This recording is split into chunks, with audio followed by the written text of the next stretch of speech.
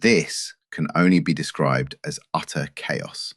Let's watch it unfold. Israel's in the news in a bad way. You'll see a whole heap of people attacking Muslims in UK, US, and everywhere else as if they're the real problem. Muslims in the West have almost no power.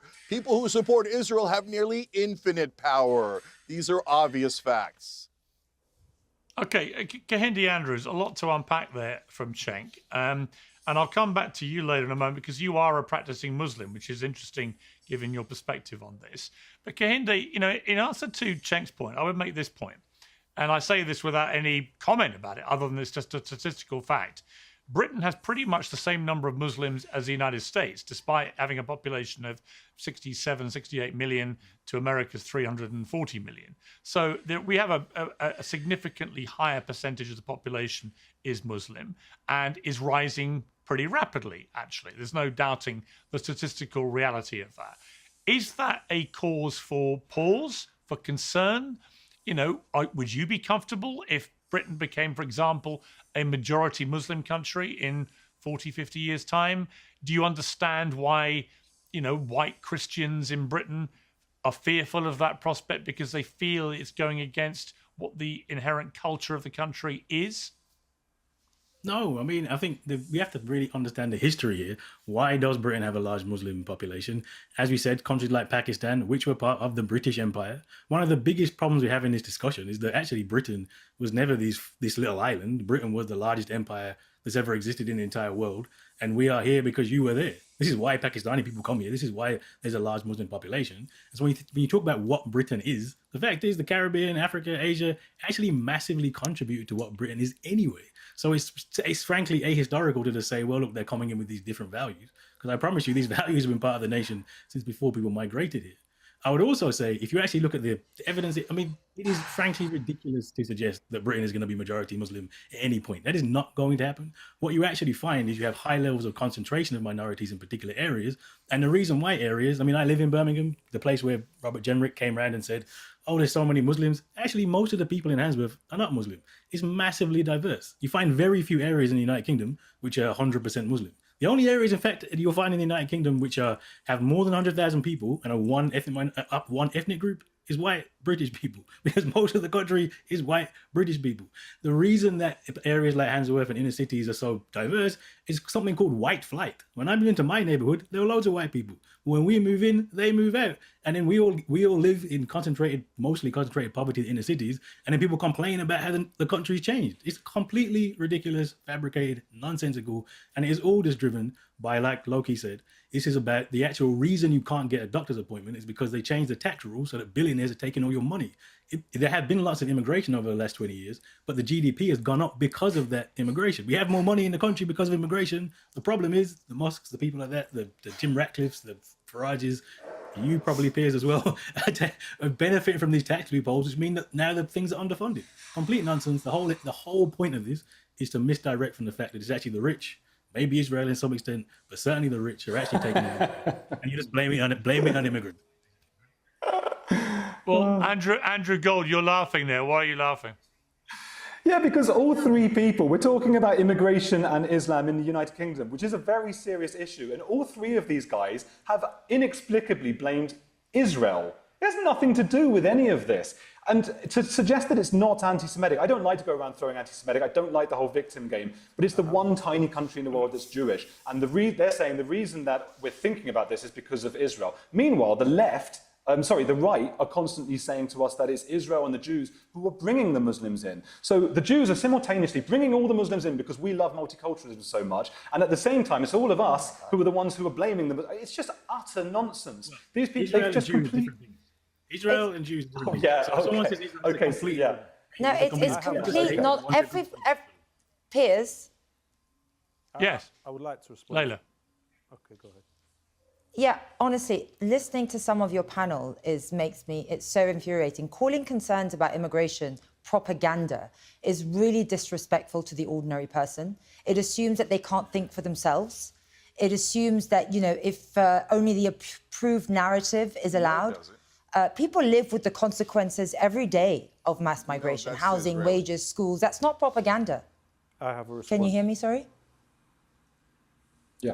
Hello? No, it is propaganda. Yeah, we can hear you, Leyla. Doesn't Keep mean we going, have yeah. to believe it. No, hang on. Can I just finish? The British public are not sheep. You know, they don't need permission from commentators like the ones on your panel to talk about what's happening in their country. And the reason why we have massive demographic change in certain parts of the country is because right now, as refugees, asylum seekers, when their claim gets deemed approved, become refugees, and they are put to the top of the housing list because they are deemed most in need, and they are put in certain parts of the country in massive amounts of numbers. And when you do have immigration in massive amounts of numbers, they don't integrate, they tend to dominate. And that's what you've seen. And to say that it's due to propaganda is frankly really insulting. And I don't know, your one of your guests said that, you know, have I insulted you? What's the big deal about the grooming gang? You guys all insult you have Muslims actually. 24/7. Yeah, now you you're have going to actually, catch feelings over getting Well, I am a insulted? Muslim. I am a Muslim. poor And you. I Leyla, am I a would Muslim. like to respond. And I'm Oh, insulted. okay, I would like to sure. respond to Leyla, A please. sellout. Hang on, I got it. I am a Muslim and I'm insulted. I'll tell you what, and you know the difference between the grooming gangs and everything else, and it might have a relation to Epstein, is that yes, we do have white people committing grooming and sexual assault. The difference is that the state overlooked it. The difference is that these girls were groomed right in front of social services. They were picked up from schools. Counsellors knew, the police knew, and they were failed by the state. The cover-up is just as big as the abuse that happens, and that is because we have politicians who are bowing down to a bloc Muslim vote.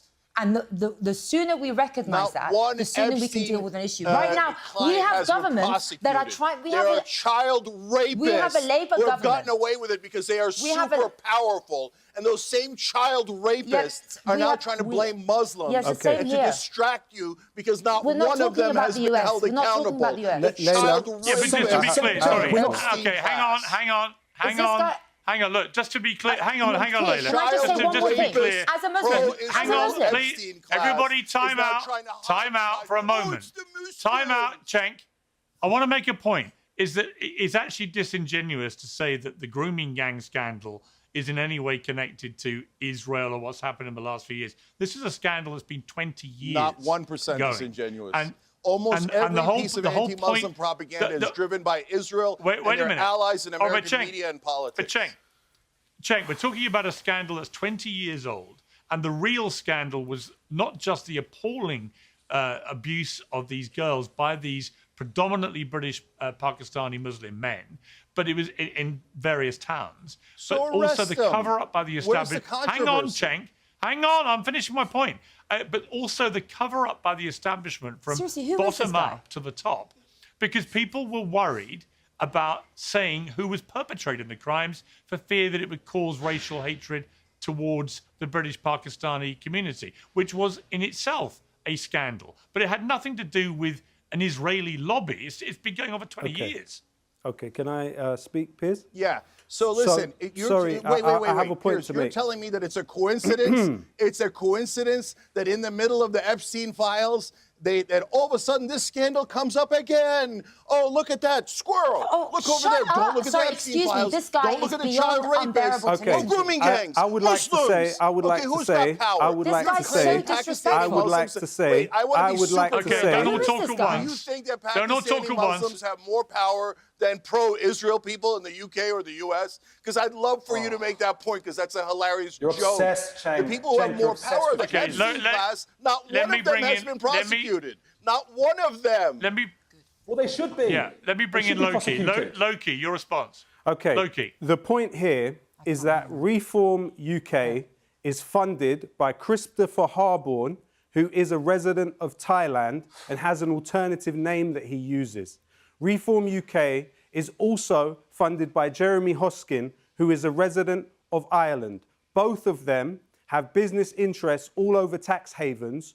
Why are they unpatriotic? That is insulting to the people of this country. The second point, to address what was mentioned before, there's a book by the name of The Islamophobia Industry, Social Movements from Above. There's a chapter in it by Sarah Marusek. She analysed the Islamophobia industry, which includes a plethora of think tanks. Can I just stop you like there? the I Henry am Jackson Muslim. Society. I didn't interrupt Muslim. you. I haven't finished making my point. Please allow me to finish. Everyone else did. Please allow Everyone me to else finish. did. I don't need to hear about a book Please allow me to that's finish. full of propaganda. 75% No, I don't of want the to. organisations that fund the Islamophobia industry also fund the building of illegal Israeli settlements in violation of the Fourth Geneva Convention. That is a material historical What are you fact. talking about? We have thousands of British white girls who were tortured and raped by Pakistani One in three victims Muslim rape of gangs child sexual exploitation in this country are male. Are you interrupting now? Are male. The majority of those carrying out sexual crimes in this country. I'm gonna have to. In this country, Okay, let are Leyla not finish her Pakistani point. men. That is a manufactured myth by you and others like you. Let Leyla finish her point, please. Look, I'm a Muslim, right? And I do not appreciate we have a Labour government that's trying to push Islamophobia laws, trying to criticise and criminalise any criticism of Islam. That is not what Britain's about. Britain is about freedom of speech and the freedom to criticise everything. We have Pakistani Muslim rape gangs that were ignored to protect a Muslim bloc vote. We do have Islamic radical terrorism in this country, no other kind of terrorism. And I have to speak out because I recognise that there are millions of Muslims like me who don't feel that way. We don't associate themselves. But to pretend that it is not happening in this country is actually a danger to this country. According we have to people Chris Hunter, who are convicted, who are convicted. Can you just be quiet for a second, for Christ? We have a convicted terror bomb maker from the Muslim Brotherhood from Egypt who arrived illegally on a boat and that was granted asylum, put in a hotel in London at the taxpayer's expense. There is something fundamentally wrong with the way we discuss radical Islam in this country. And I agree, it's not taking over the country. Of course not, but it does represent a national threat. And Muslims in general, the majority of them come here to integrate and assimilate, and they are like me. But there are some that come to Britain and expect the country to change for them. And if it doesn't change for them, we get people like those on your panel calling it racist. There's nothing racist about that. It's called patriotism. Yeah, and I would say, people who come here have to recognise that they are moving Leyla, to a British country. Okay, let me bring in Kahindi. Yeah, let me bring in. Hang on, let me bring in Kahindi. Let me bring in Kahindi. Cenk, I'll come back to you. I'll come back to you, Cenk. I want to bring in Kahindi Andrews there.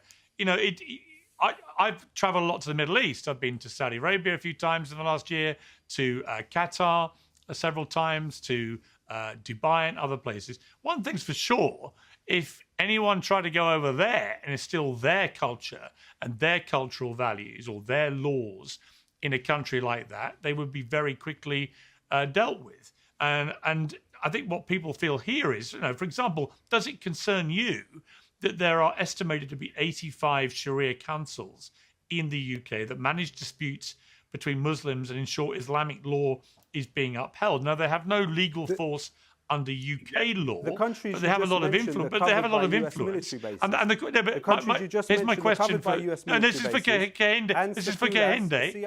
Hang on, Lowkey. Kahindi, Lowkey, I'll come back to you. Everyone must get a chance to speak.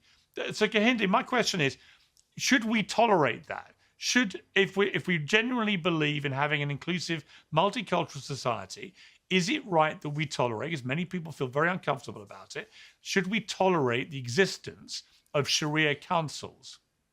So I think the question misses a massive point. How can the UK, the largest empire in history, remember, talk about going to other countries and instilling your values? I mean, it's completely ridiculous, completely nonsensical.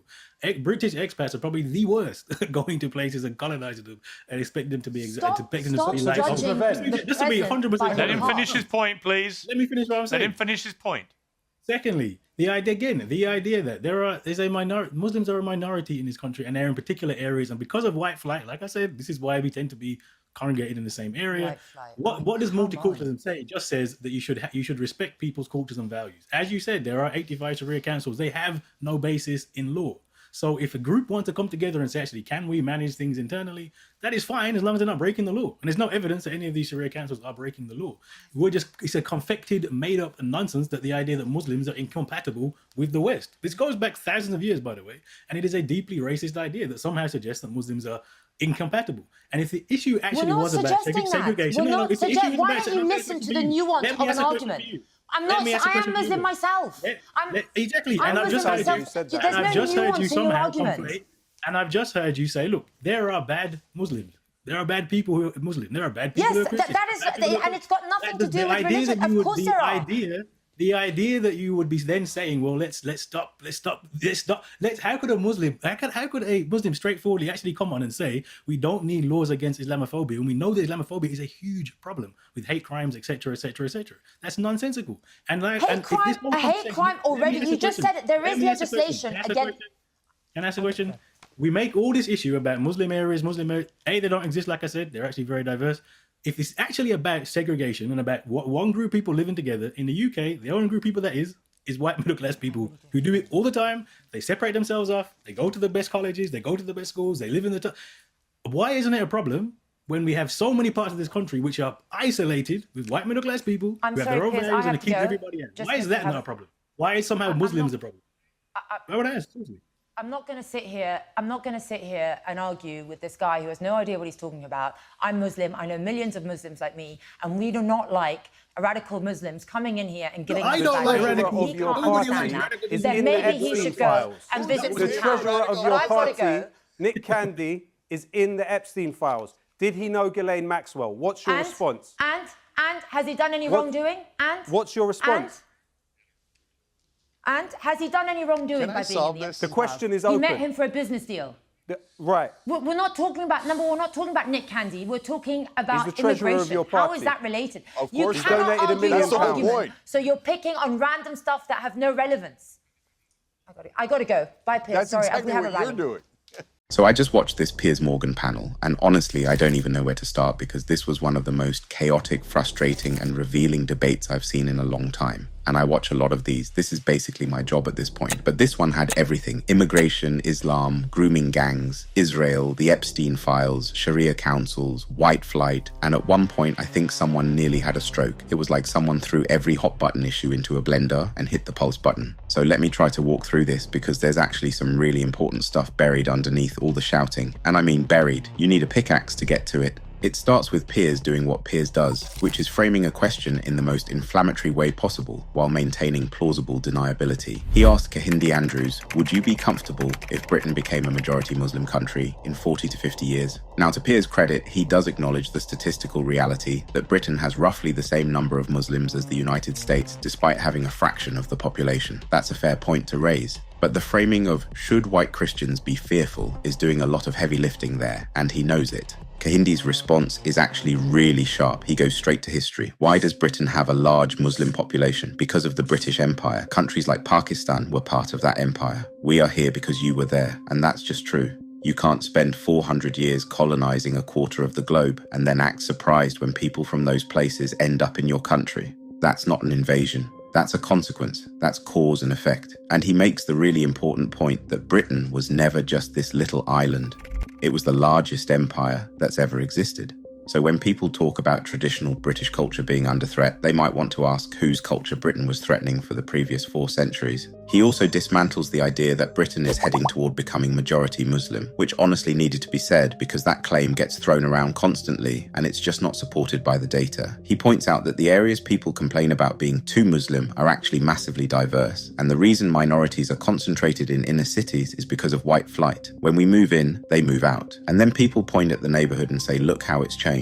But then things go completely sideways, because Lowkey and Kahindi bring up Israel, and Andrew Gold basically loses his mind. And look, I'll be honest here, this is where the conversation gets really messy on all sides. Lowkey's point about the Islamophobia industry being funded by organizations that also fund illegal Israeli settlements is actually a documented thing. There's academic research on this, but the way it gets introduced into a conversation about grooming gangs makes it sound conspiratorial, even if there's substance to it. Timing matters, context matters, and when you're talking about thousands of girls who were abused and you pivot to Israel, you're going to lose people, even if your broader point about misdirection has some validity. And then we get Leyla Cunningham stepping in, and this is where it gets really interesting because she comes in hot. She says she's Muslim, she's insulted, and she starts talking about the grooming gang scandal. And her point about the state cover-up is legitimate. Social services knew, the police knew, counsellors knew, and they failed those girls because they were afraid of being called racist. That is a real scandal. That happened. And it's fair to say that she's Reform's candidate for London Mayor. And whether you agree with everything she said or not, that perspective carries weight precisely because of who she is and where she's coming from. You could see people on that panel trying to figure out how to respond to a Muslim woman making arguments they'd usually attribute to the far right, and they couldn't quite work it out. Then we go to Nick Candy, the treasurer of the Reform Party, being in the Epstein files. And Leyla asks how that is related. And honestly, in the context of this specific conversation, it's not. It's a deflection, but it's a devastatingly effective one because nobody has a good answer for the Epstein files. Nobody. It's become this weapon that anyone can deploy in any debate. Oh, you want to talk about immigration? Well, your guy's in the Epstein files. And it works every single time because nobody has been held accountable. And shortly after that, Leyla storms off. She's done. She's had enough. And say what you want about the theatrics of it, but there's something kind of authentic about someone who just goes, I can't do this anymore. I'm out. Whether you agree with her or not, at least she had the honesty to say this isn't a real conversation. But here's where Kahindi makes what I think is the best point in the entire debate, and it gets completely steamrolled. He says if the issue is really about segregation, about one group of people living together and not integrating, then why is nobody talking about white middle-class people? Because they do exactly the same thing. They separate themselves off. They go to the best schools, the best colleges, live in the nicest neighborhoods, and nobody calls that a failure to integrate. Nobody says the home counties are a problem because they're 95% white. Nobody says Surrey needs more diversity or it's a threat to social cohesion. It's only a problem when brown and black people congregate in the same area. And that double standard is so obvious that you'd have to actively try not to see it. Now, Piers then asks about Sharia councils, these 85 councils that manage disputes between Muslims in the UK. And look, I think this is a legitimate conversation to have. But Kahindi makes the point that they have no legal force whatsoever, and if a group of people want to manage things internally without breaking any laws, that's their right, and he's correct about that. We don't go after the Beth Din, Jewish religious courts that operate in exactly the same way. We don't go after Catholic canon law tribunals, but somehow, when Muslims do it, it's a threat to the fabric of British society. Again, the double standard is deafening. The thing that strikes me most about this entire panel, though, is how perfectly it illustrates why nothing ever gets solved, because everyone is talking past each other. Kahindi is making structural arguments about empire and systemic racism. Leyla is making practical arguments about security and integration from lived experience. Lowkey is making geopolitical arguments about funding networks. Andrew Gold is offended about Israel being mentioned at all. And Piers is sitting in the middle, stirring the pot like a chef who's more interested in the flames than the food. Nobody's actually listening to each other. Nobody is engaging with the substance of what the other person said. It's just people waiting for their turn to shout their pre-prepared point. And that's not a debate, that's a performance. And the thing about performances is they're entertaining, sure, but they don't actually move anything forward. The girls who were failed by the state are still failed. The systemic issues are still there, the double standards are still there, and we'll all be back next week having the exact same argument with the exact same people, making the exact same points. And that honestly might be the most depressing thing about this whole clip, not what anyone said, but the fact that none of it matters. Because nobody with any power is watching this and thinking, you know what, maybe we should actually do something. They're watching it and thinking, great, they're all fighting each other again. That'll keep them busy for another week.